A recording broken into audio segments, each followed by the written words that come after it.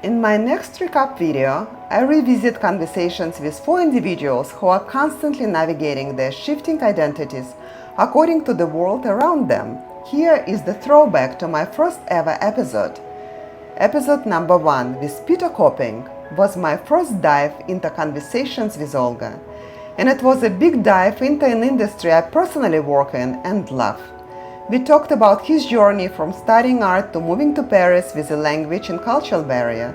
He reminded me that the road to success might start from the very bottom, and we need to put in the hours to get to where we want to be.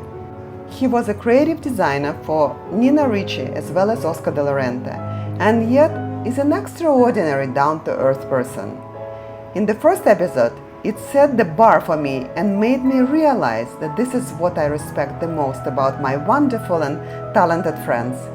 Humility, kindness, love for others, and hard work. Most of my episodes have this same resonance, and it made me understand the energy that I myself am drawn to. In my conversation with Manasseh, I talked about our identity as global citizens and how our heritage and culture influences our past.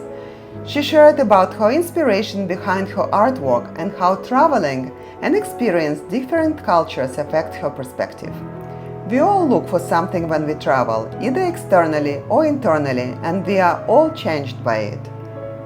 I had a revealing conversation with Ambassador Mira Vattani, who held a position in Singapore up to recently as the Italian ambassador to Singapore. We talked about the art of diplomacy, negotiation skills, and what it takes to handle international crises.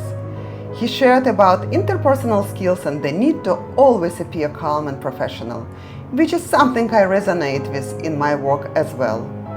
Though this might seem like a curated personality, it actually is something that comes from deep within when we are comfortable with our genuine selves.